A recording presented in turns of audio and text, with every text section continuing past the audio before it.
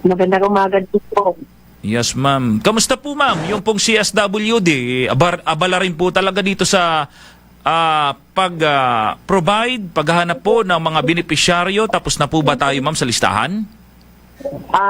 Actually po, ongoing po yung validation po ng aming mga workers po. Oo. Buong puerto po ito. Ang ngayong araw nagbabalidate. Yes po. Yes po. Hindi po hindi po sabay-sabay kasi may sa Mandaragat bukas po ang schedule ng validation. Opo. Yun, so iba-iba yung araw. Pero totoo po ba na 5% lang sa bawat barangay yung pong mabibigyan ito pong rice subsidy? Yes po. Mababa lang po, no? Ano po naging batayan natin? Bakit 5% lang sa CSWD? Ganito po kasi yun. Yung binigay po sa atin ng Department of Treasury is 48 million, good for 16,000 beneficiaries. Okay. 16,000 families. Okay. So, ang meron po tayong available na bilang ng population po ng pamilya is yung 2024 po na survey ng PSA. Oo. So, as of 2024, meron po 316,384 families sa buong Puerto Princesa. Opo. Bakit pala So, yun ang out ginamit of na... Sige po, tuloy. Pa? Out of ano po? Out of the 316 po, napakalit lang po na porsyento yung 16,000. Opo. So, kaya po napagkasunduan po na ang kukunin po ay 5% po mula po sa population na yon ng 2024. Okay. Yun po yung ginamit natin na datos para magkaroon po tayo ng basihan ilan po yung ibibigay nating target sa bawat barangay. Depende po yan sa population po ng barangay noong 2024 po ng PSA. Oo. Sige po. Pero bakit po yung survey ng PSA 2024 yung ginamit natin, hindi po yung aktual na 2026 o yung aktual na sitwasyon ngayon? Hindi naman, ito po ay number lang po. Hindi naman po tao. Okay. So, okay. mula po doon sa number na yon, Opo. ang titingnan na natin yung present po na nanirirahan sa barangay po na yon. Opo, okay. So malinaw, sa present din pa rin talaga tayo magbabase kung ano po yung aktual na kalagayan, aktual na sitwasyon nila, kung naghihirap sila ay mapapasama. Ano po? Doon? Yes po, yes po. Sige nga ma'am, ano po yung mga criteria natin dito po sa mapapasama sa listahan? Ang qualification po, una, yung poor. Then, yung near poor. Okay. Yung mga vulnerable. Yung mga minimum wage earners. Oo. And other deserving families. Okay. Pero, kung sabihin natin lahat ng ito, hindi po yan 16,000, di ba? Mas marami pa, di ba ma'am? Mas marami po yan. Opo. Ibig sabihin, doon lang po tayo iikot. Pero 5% lang po Oo. ang kukunin natin. So meron lang pong slot per barangay. So ilan bang slot sa barangay na yan? Ang instruction po is dapat po tulungan, di ba? Opo. Yung barangay tutulong, yung mga purok president, kasi sila po yung mga nakakilala sa mga tao, tutulong po sila. Magbigay po sila ng listahan sa CSWD na halimbawa lang po, ito ganito. Halimbawa, yung isang barangay, ang slot niya is 100. Okay. Pwede po siyang mag-recommend ng 120. Sila na po yung pumili. Sino po sa tingin nila yung pinakamahirap at nangangailangan doon sa kanilang barangay na 120. Ngayon, ito pong 120 na yon, bibisitahin po yan ni CSWD. Titingnan kung sino po sa kanila yung po pwede natin i-prioritize kasi 100 lang yung pipiliin eh. Diba? So, magpa-prioritize po si CSWD. Ngayon, lahat po ng na-prioritize ni CSWD, ibabalik po yan ulit sa barangay. Mag-uusap po si CSWD at saka si barangay. Ipapakita, okay, ito na po yung na-prioritize namin. Batay po sa aming paglibot, pag-validate sa mga barangay, sa mga bahay, sa mga pangalan na ibinigay po ninyo, ito na po yung aming listahan na ang mula sa number 1, first priority, pababa po yan. Okay. Ngayon, sinasang-ayunan po ba ninyo na yung 1 to 100, ito na po yung final list natin. So, sasabihin po ni barangay, teka, pwede po ba yung nandun sa 120, ilipat natin sa 100. Yung 100, ibaba po natin. Kasi tingin namin, talagang mas nangangailangan po yan. So, Oo. pwede pong mag-usap sila ng ganon. Until po, pag na-kompleto po nila, o sige, wala nang reklamo, okay na yon, ipirmahan po nila yon na ito po talaga ay sinang-ayunan nila batay po sa pagbisita ni worker, ito po talaga yung mabibigyan natin. Alam natin marami pong nangangailangan. Di ba kahit may trabaho, nangangailangan. Yes, ma'am. Opo. Pero pipili lang tayo ng 5% kasi yun lang po yung available eh. Hindi Oo. naman tayo pwede magsabi na, uy, kailangan lahat. Kasi kung nangangailangan lahat tayo, kahit yung mga sumisweldo nangangailangan. Opo, lahat talaga.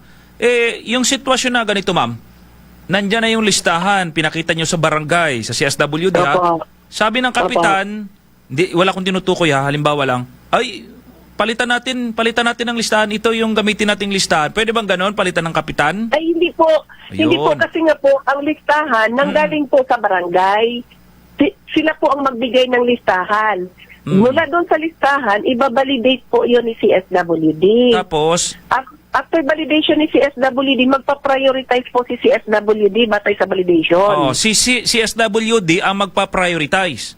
Yes po. Okay, sige. Tapos nakapili na i-prioritize ng Opo. CSWD. Opo. Ano ang kasunod na mangyayari doon? Pakita kay... Ipakita po ulit sa barangay. Hindi po si Kapitan yun. Kumbaga lahat po sila, barangay council. Oh, okay. Ipapakita po sa kanila. O ito na po yung na-prioritize namin. Sinasang-ayunan po ba ninyo yung prioritization na nagawa namin? Oo. Na binalidate po namin. Ay, So ngayon, sabi ng council, meron palitan natin yan. Ito pa, may mga idadagdag tayo, bawasan natin yan. ay wala po. Ay, hindi. Wala na po sa dagdag. Doon na po Oo. sa nauna nilang binigay na po ng mga pangalan. Ay, okay. So, ganun mangyayari. Ma'am, hindi kapitan na council. Council ang kausap po ng CSWD. Opo. Kasi nga, si Kapitan, hindi naman niya kilala lahat ng tao.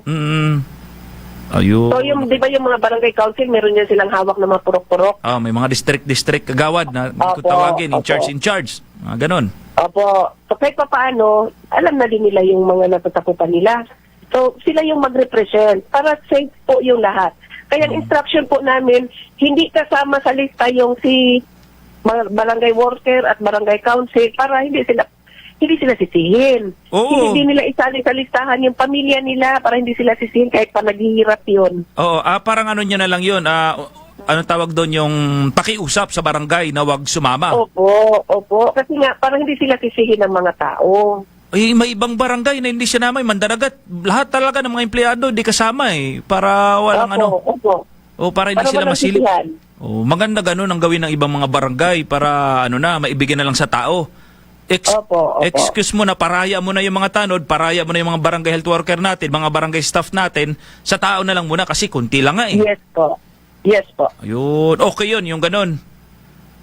Yung ma'am, yung pong barangay Maligaya, mukhang ayaw na nila, di na nila tanggapin daw?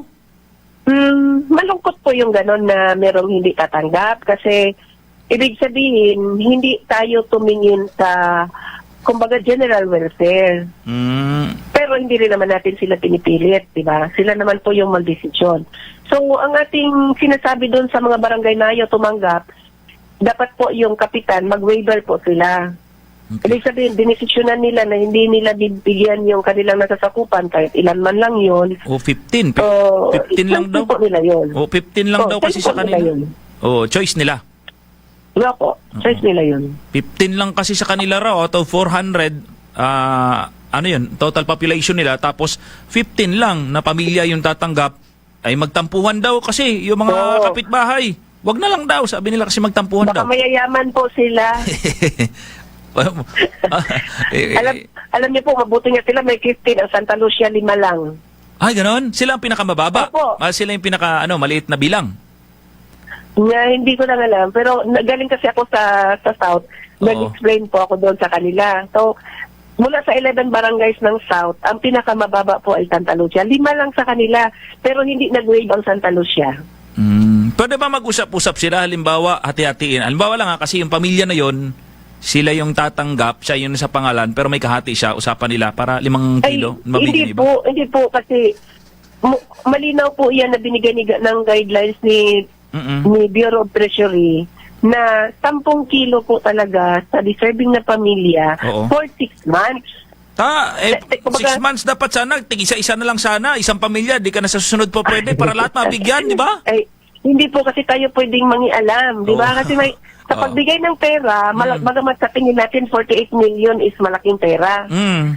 Pero kapag hinati-hati na natin yun, malit lang pala siya, di ba? Kaya nga, oo. So, sa pagbigay nila ng 48 million, may guidelines po silang sinasabi. No. Kahit kami po, sinabi po namin na hindi ba pwedeng taglima na lang o hindi ba pwedeng sa isang buwan, ibang pamilya, sa sunod na buwan, ay hindi. Ang kanilang guidelines po ay for 6 months, yung 16,000 na pamilya po na yon, sila lang po yung tatanggap ng 10 kilos per month. Okay, sige. Pero sa tingin mo, ma'am, magkakaproblema tayo, no?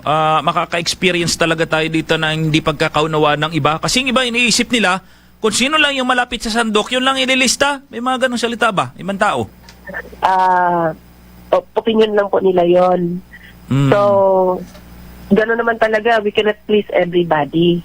Basta lagi lang natin tatandaan, sa 100%, only 5%. So, ibig sabihin, Oo. hindi managalit ang 95, may 50% na magagalit. Gano'n na mangyayari. Diba? Oo, yes, Oo. ma'am. Parang ano lang 'yan. O sige, kung hindi rin lang ako pwede, wag na rin siya makinabang. Lahat na lang kami pareho. Ay mali naman 'yon. Kaya nga, may mga ganun eh. Wag na lang, yung iba sinasaluduhan nila, yung naging hakbang ni Maligaya, na wag tumanggap kasi nga naman iilan. Pero sayang din kasi yung tulong ng gobyerno. Sayang. Makasariling kaisipan po 'yon. Pag ganon? Makasariling kaisipan yung gano'n na yung isipin mo na kung hindi ako pwede, di wag na lang din siya. Dapat yung titingnan natin, ako naghihirap pero masaya na ako na merong nakinabang. Ibig sabihin, mas deserve niya yun kaysa sa akin. Baka mas naghirap siya kaysa sa akin. Gano'n na lang po natin yung tingnan. Meron naman, ma'am, na kahit di na mapasama kasi kaya naman daw kumita at meron naman silang meron naman pambiling bigas kaya hindi na sila nag-expect na isama pa sila sa listahan. Hindi na. Opo. Okay yun, yung mga ganong pananaw sa buhay ng mga tao, di ba? Opo. Ay, yung iba, hindi makaunawa. Tapos pagdududahan pa, ako barangay official din ako. Hindi na ako na ganun ng lista kasi kung sa akin, ipanglista ko talaga yung lahat, ma'am. Kaya lang mabubugbog yung CSWD sa validation eh. Oo, tama naman. Kasi napakaigsi lang po ng time ng validation. Yun na nga, ma'am eh. Tapos, ma'am... Ibig sabihin, walang tulugan ng lahat. Mapapagod kayo niyan. Ngayon, halimbawa na kompleto na natin yung 16,000 na bilang o yung ano na yan, yung families na yan. Kailan, ma'am, kailan na maipa-final yan at kailan po maibibigay yung distribution na mismo ng bigas? Kailan yan? Ang timetable po namin dapat po by April 24, makumpleto na po yung listahan. Oo. Mapapirmahan na po kay Kapitan yung certification para makapagsimula na po kami magproseso. Kasi syempre, ipoproseso pa po mga dokumento eh. Okay. At ang timetable po, hopefully, by first week ng May, basta within May po, makapag-distribute na po. Okay. Kahit na po yun. April 24 dapat magsimula na kayo doon. Then May, bigayan na tayo. Wala pang araw pero mga month of May, meron dapat. Makarelease na tayo. Opo. Unang buwan yun. Unang buwan. Opo, unang buwan. Ma'am, may sabi dito, ma'am, bakit hindi na lang bakit dinala idiretso na lang daw ng okay. Doon na lang daw sa ma'am, CSWD palistahan, wag na sa barangay kasi pinagdududahan nila yung barangay. Actually nga po, pwede bang magpalista sa CSWD? Actually nga po, hindi nga po tayo magpapalista kasi supposed to be ang mga barangay, sila po mag-recommend, automatic na sila mag-recommend using yung mga purok, with the help ng purok at the mga barangay workers, sila na po yung mag-uusap dapat na kilala naman nila yung mga tao, sino yung mga needy sa barangay. Oo. Mag-recommend na sila dapat. Para yung, kasi pag magpunta pa sila sa barangay, mas matagal po yun. Dudumugin yung barangay, dudumugin yan. Yes. Opo. Dudumugin po yung barangay. Pag narinig ng isa, dalawa yan, yung barangay, may pumunta doon, pinalista, sunod-sunod na yan. So, yung mga barangay worker natin, halimbawa, yung mga barangay health worker, mga BNS, mga nag-iikot naman po yan sila. Oo. Dahil sila ay nagsusurvey, sila ay nagtitimbang. So, more or less, kilala nila yung mga tao sa kanilang barangay. Opo. Diba? Yes, Tama ma'am. po? Opo, tama po, So, ma'am. dapat doon pa lang sila na, pati yung mga puro president, sila na po yung nag-elimination. Sila na po yung nagbibigay ng listahan, hindi na po yung mga tao. Kasi normal po sa tao, lahat tayo, sasabihin natin, ako nangangailangan. Normal yan sa tao. Yes, So, ma'am. pag ibigay natin sa tao yun, naku, dudumugin sila, at hindi na sila matapos.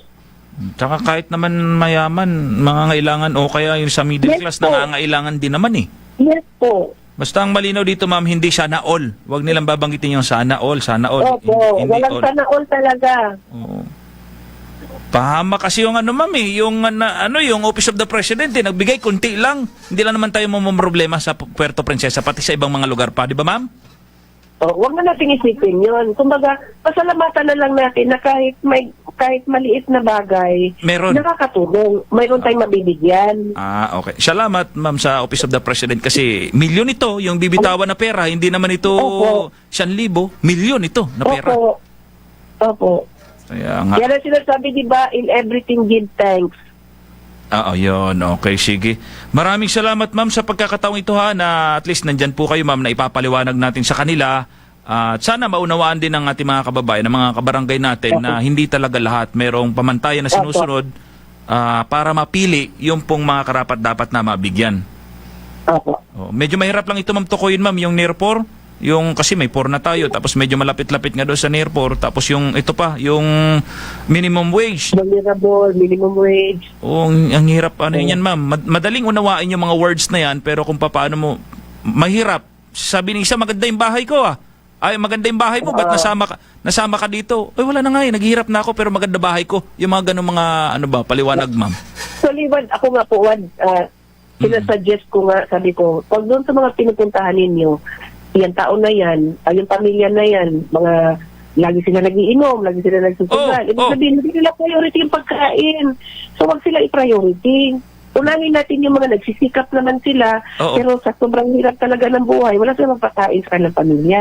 Yun na nga, ma'am. Tingnan mo, ang hirap ng sitwasyon. May magandang bahay. Pag tinignan mo sa labas pa, ganda nito, mukhang mapera ito eh. Tapos sa loob pala, nangangailangan. Merong bahay naman na tagpi-tagpi lang, pero nasa labas umiinom, gumigimik. May panabong, may mga ganong may mga ganong ang hirap i-balance eh. Madaling unawain NER 4, pero yung actual na sitwasyon, yun ang kailangan talagang makita. Di ba, ma'am? Opo. Okay, sige. Maraming salamat, ma'am. Liban na lang kung meron ka pang gustong ipaabot sa ating mga kababayan para po maunawaan ito pong pagpili ng mga pangalan sa makakatanggap po ng rice subsidy ng national government. Sige po. Ang akin na lang pong masasabi sa lahat, bagamat nangangailangan tayo, isipin na lang natin na salamat sa Diyos. At least kahit paano mayroon pa akong nakakain. Baka mahigit pang nangangailangan sa kanila na lang.